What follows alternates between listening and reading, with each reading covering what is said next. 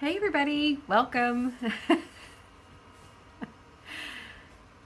Happy day after Thanksgiving or Indigenous Peoples Day in the United States.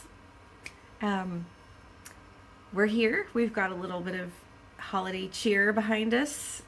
We put up our decorations last weekend, so that's fun. Everything's everything. I'll probably do a video at some point, like a little vlog, and show you guys the decorations in the tree, and then I'd like to get some video of the Amsterdam Light Festival, which just started yesterday. That's a light festival that it's out on the canals, and it's done by artists, and a certain number. I think it's maybe 30 exhibits. I'm not sure. They're all around this area of Amsterdam along the canals, and some of them are really, really spectacular, and some of them are not. So I'm hoping to get out in December and capture some of that. Anyway, I'm here today to do a tag.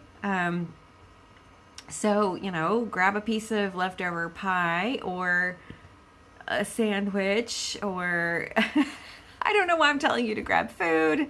I just always think holidays mean eating. And I miss it. I miss having the pie and things. So you can eat on my behalf. You can eat leftovers for me. I'm here to do the reading shifts tag. I was tagged by the wonderful Heather Gregg to do this tag. It's an original tag that was created by Hannah at Hannah's Books. I'm sorry, I got a little distracted there because I think I've told you before, there is across the courtyard from where I sit, behind you is a window, and across the courtyard there is a bank of windows that are on a museum. So people come and go, they go through the museum, but very frequently they stop and look out the window. And I just looked over there and there's somebody looking at me, talking to the camera, probably going, what is that woman doing? Anyway. Oh yeah, I think I talked about that on another, but yeah, I'll probably mention it again. So here we are. Okay, so I'm doing the reading shifts tag. I've tried to film this. I have gotten through the first question. I haven't gotten through the first question successfully yet. So this is attempt number 3. I don't know. I find it like definitive questions, like where I have to like hold up I say that like where I have to like hold up a little stack of books and say, these are the books. Except I did my last tag and I did say I did my last tag and I kept redoing it because I kept changing the books in the stack. So it's hopeless. All right. So let's just do this. All right. The first question is, how has your reading developed over your lifetime? Do the kinds of books that bring you the most pleasure now differ from the books you loved most earlier in your life? If you've seen big changes in your reading since you've matured, what might explain your changing interests? I would say my tastes, my interests have not changed. I would say they've just gotten broader.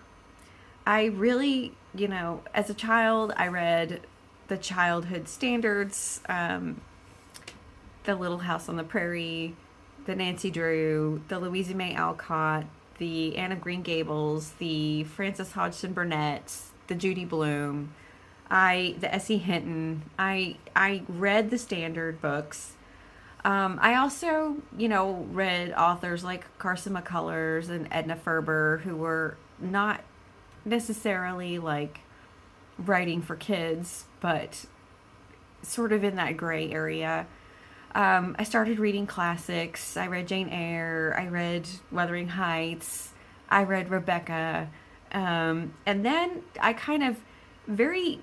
shifted into reading adult books because that's just what was around the house. And back then, like late 70s, early 80s when I was a young teen, they're just like, you go to the bookstore and there was like a shelf that was like half of a shelf at like a B. Dalton or a Walden Books that was in the mall usually.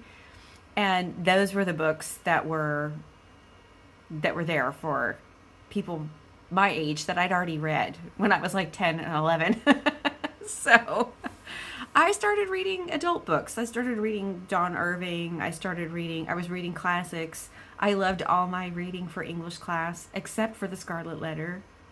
I don't know why. I did not really like that period of American literature in general.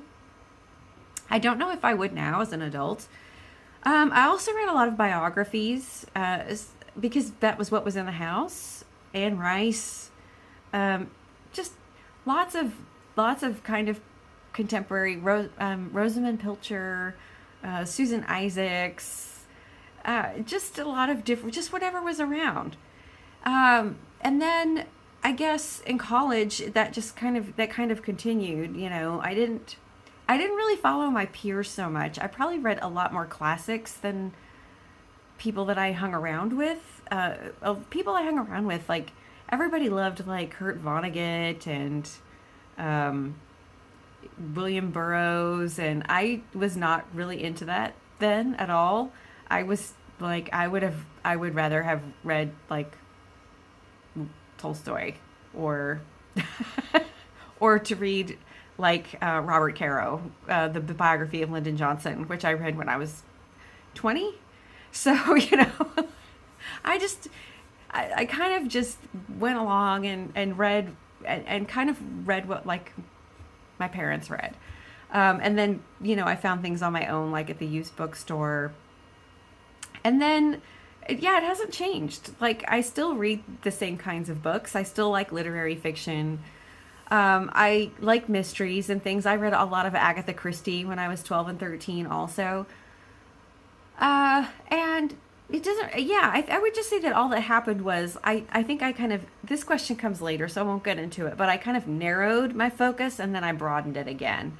And so I read a lot of different types of things. The only thing I never was really into was fantasy and science fiction.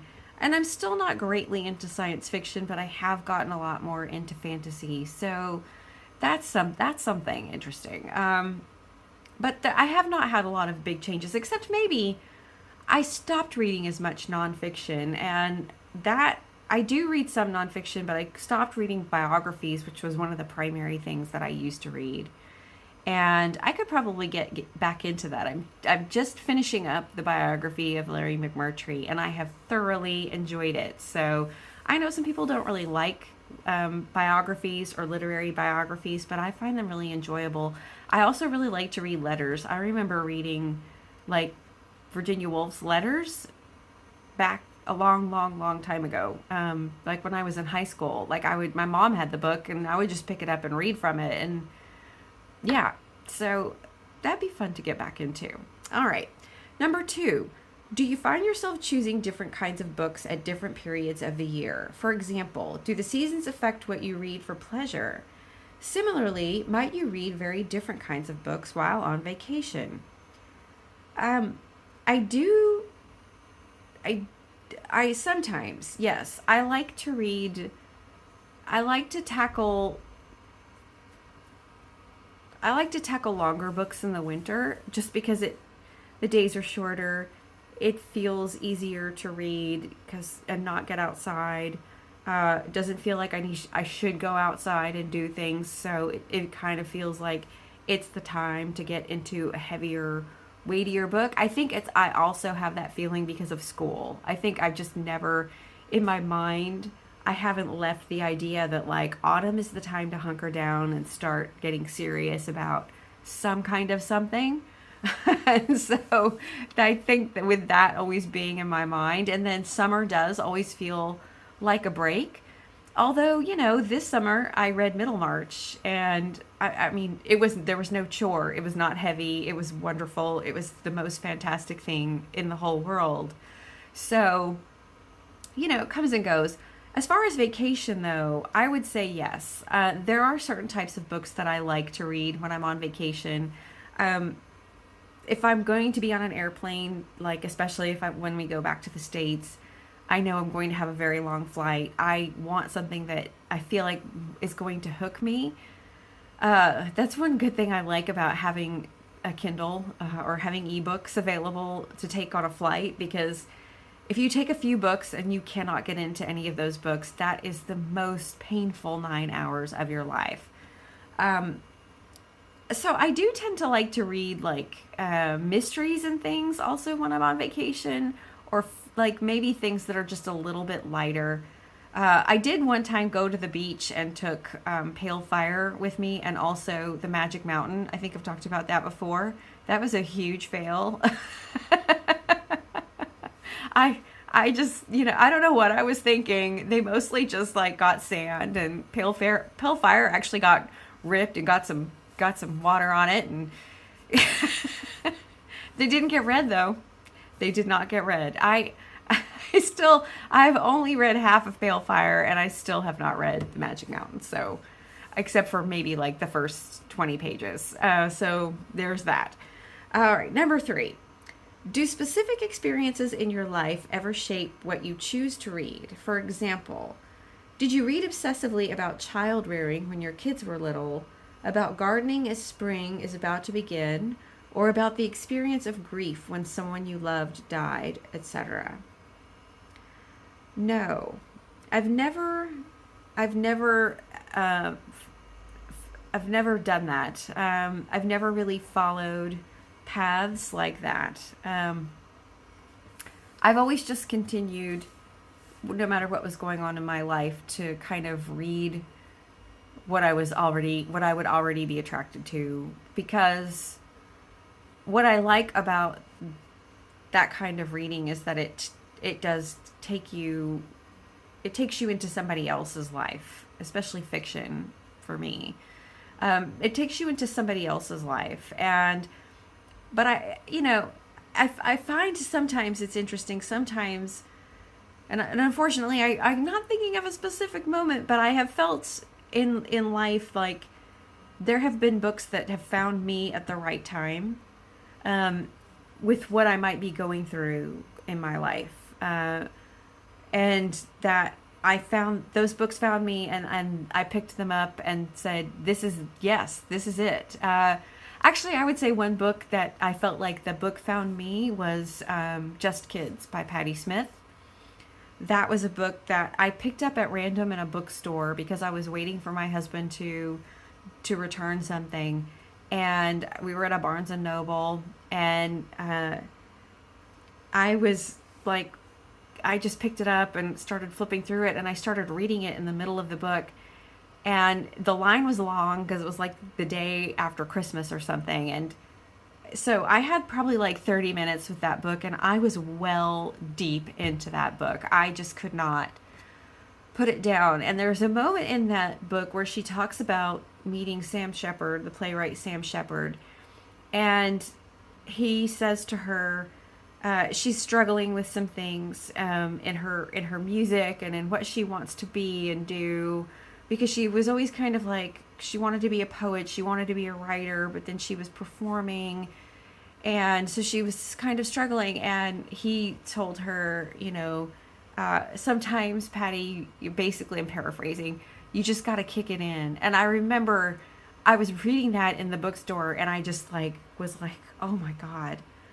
Yeah, sometimes you just gotta kick it in. And I remember going back to like we were flying back to Atlanta either that day or the next day, and I don't know why I didn't just buy it there, but I set it down, and then we went on about our errands, and then we got all the way to the airport, and I was like, no, I have to read this book. And I bought it, got it on my Kindle, and just read it straight through, and then read it again. And I remember going and telling a really good friend of mine the whole kick it in story. And at the time I was trying to be a runner, and I was trying to write, and I was trying to do these different things, and that just hit me and resonated with me. And I feel like there have been times in my life where I might be reading a certain novel, or even sometimes certain nonfiction, and I've picked the book up and thinking it's going to be an escape, or this is going to take my mind off of something, or,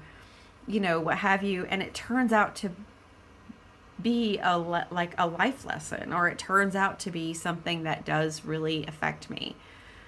So yeah, I don't know. But I'm not one to just, I mean, and I've read books about running. Like when I was trying to run, I read Haruki Murakami's what I talk about when I talk about running, which is a fantastic book about running and writing.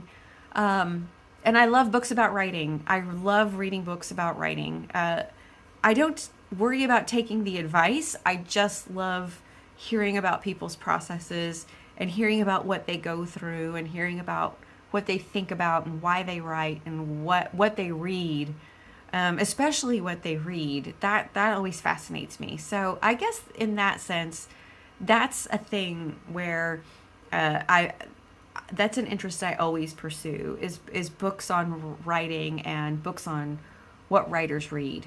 So, okay, that was a long-winded answer. Okay. Number 4, have there been any times in your life when circumstances have limited or changed your reading in some way? Perhaps caretaking responsibilities or a big move that made it hard to find much time to read as you'd like, or personal illness that made it harder to concentrate, or maybe just long-term travel that might have limited your book choices. How did you deal with those circumstances? I think the time in my life that most limited my or changed my reading was just being in school, in graduate school. Just because most of my reading was for class. And I did a master's degree in rhetoric, and when I was doing that, I was reading a lot of like literary criticism. I was reading a lot of also like a lot of stuff like Plato and Cicero and Saint Augustine and all, and like sort of philosophy, and so I was spending more time with that. So at that point in time, I was still reading, but I was mostly rereading a lot of books. I would just reread the fiction that I loved. And then when I started my PhD program, it was mostly I was reading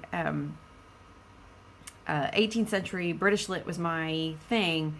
So I was reading a lot of that. I was reading Fielding and Johnson and Lawrence Sterne.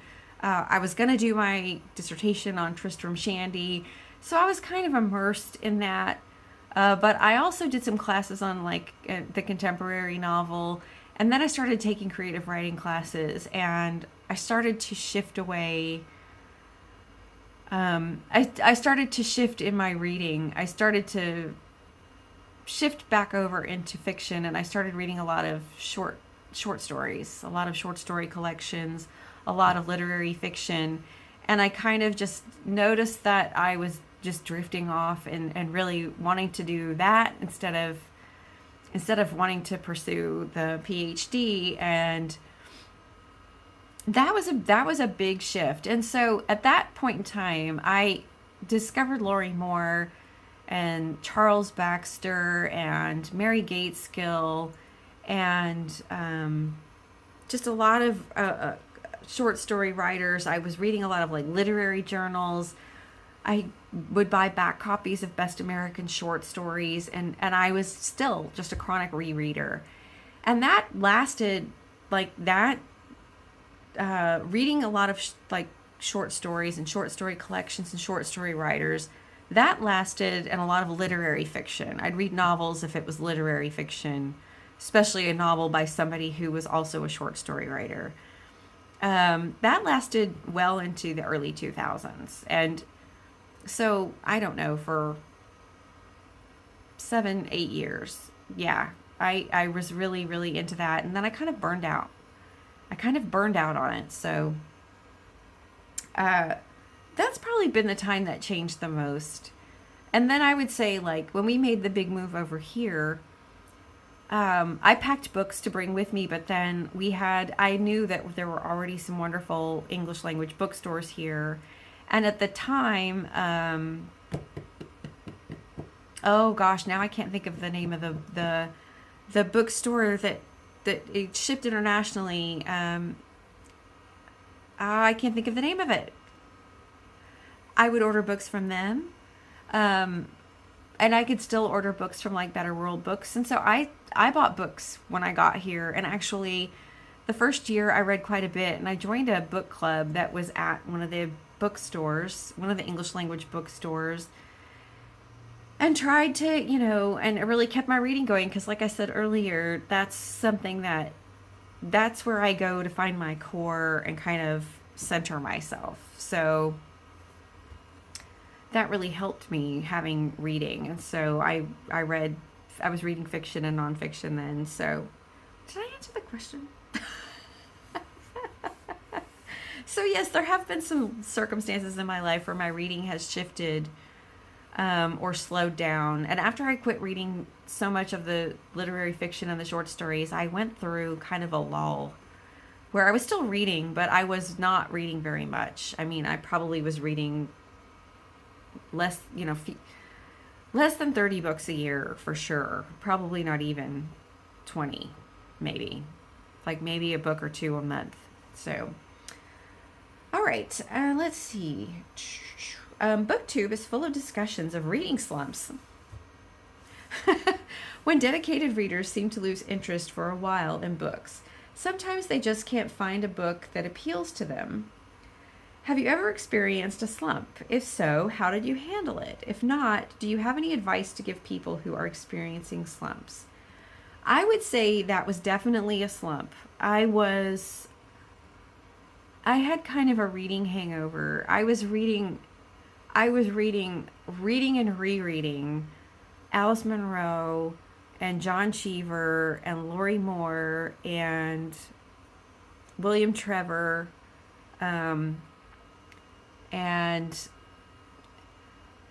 lots of the best American short stories. I would reread certain editions of that over and over, and because I was really trying hard to make myself into a short story writer. Spoiler alert. It did not work. But I really loved short stories. And Flannery O'Connor. Oh, I mean, I could list all the short story writers I was reading. I could go on and on. But those were the main ones. And I did kind of just shut down after that. And I just read then whatever my book club was reading, or I would reread certain novels, or I would probably still reread some of the short story collections.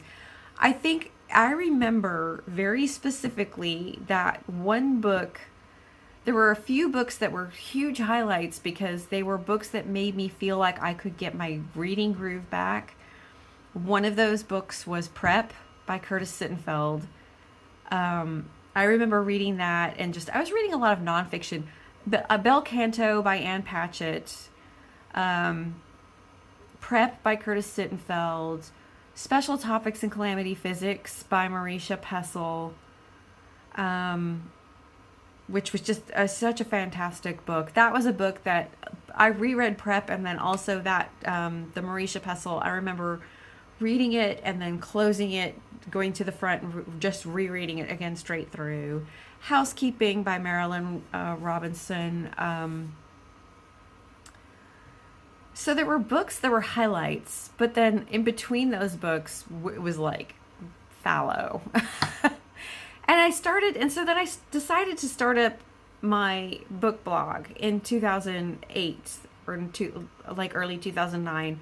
I started to write about books. I started to do a book blog, and I did that specifically to try to get back into reading and to get my mojo back. And it worked. It did work. I would say though, every time I've had a slump in my life, either rereading has always really helped get me out of a slump, but also reading something out of my wheelhouse. That was one that I definitely found. If I've been reading a lot of fiction, to find some nonfiction, some good nonfiction to read. If I've been, like one of the books that pulled me out of the slump and got me thinking about doing the book blog was Laura Lippman, Every Secret Thing by Laura Lippman. See, I can even remember what it was. Because I didn't read mysteries. I didn't read things like that. My mom had sent me some Sue Grafton, and I read those, and I read a couple of those and thought they were a lot of fun.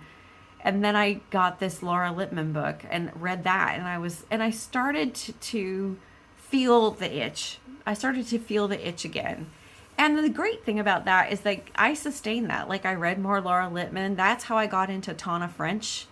Was I think In the Woods had been published like in 2007 or 2008, and I bought that and like read it on a flight actually. Yeah. And so, I think that that's another thing that can really help get you out of a slump is to change it up. Read something that you wouldn't normally read, find something different. Because you'll be surprised. And I think it makes you a better reader in the long run. Okay, it's getting dark. It's getting very dark.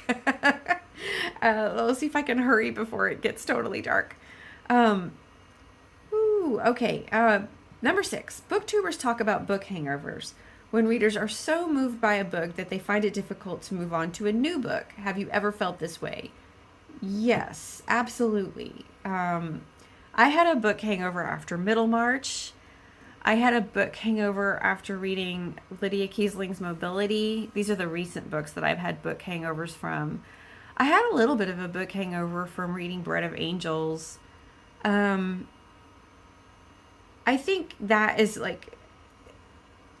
though that's like very common if you are a rereader, but like you're trying not to be too much of a rereader. Like I have to, for the blog, for the channel, I feel like I have to move on and keep reading, right? Something else sometimes I really just want to go back and read the book.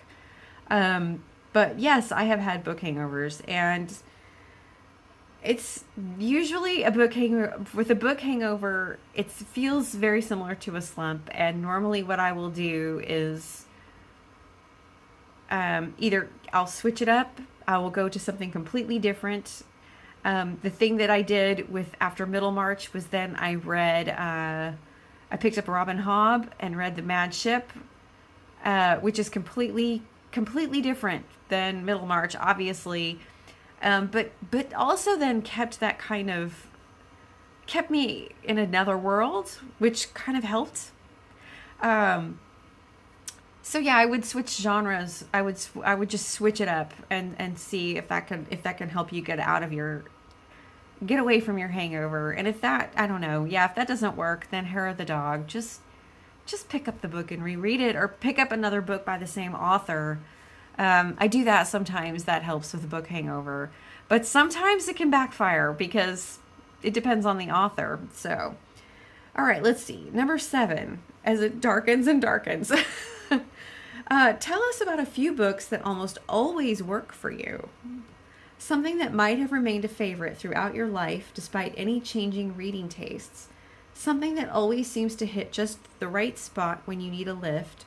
Or perhaps some lifetime book hangover where the text will always be at the back of your mind. I would say for me, Lonesome Dove is one of those books, although I've only read it 3 times. The Secret History is definitely that book for me. I read that when I was 22, I think, or 23. And so, and I have read it and reread it and reread it. And it's just, I think because of where I was in my life, it resonated with me differently than it might if I first picked it up now. And it just meant a lot. Let's see. Lori Moore's first 2 short story collections, or no, her second and third short story collections, Like Life and Birds of America, always really resonate with me. Ever since I first picked them up in my mid-20s, they have been like just meaningful books. Oh my gosh, what else? Something else that seems to hit the right spot. yeah, lately it's been the animators. When I read that book in 2019, I just fell instantly in love. And there's something about that book and that just what the main character goes through in trying to find herself as an artist, in the relationships, the friendship that she has in her work. I just really have enjoyed rereading that. Writers and Lovers by Lily King lately has become one that I really love. So I think I don't know, if I went and looked at my shelves, I know that I'm forgetting very significant books right now. And that's going to drive me crazy because I'm going to want to come back and re-answer this question. So, oh my God. Um, yeah. Oh gosh, that's such a hard question. That's when I didn't get all the way down to 7 when I was preparing. I kept getting stuck in the middle. Um, yeah. Yeah. So I guess that's it though. So sorry, Vashluck. No. Anyway, I hope that you are finished with your pie or your sandwich, or your sides, because the sides are always the best part of the Thanksgiving holiday meal. And that's a hill I will always die on. Not just because I'm a vegetarian, but even back in the day, still the hill. Uh, and I hope that you enjoyed this. If you don't have a channel and you want to answer any of these questions, I would love to hear about your reading evolution if you want to share.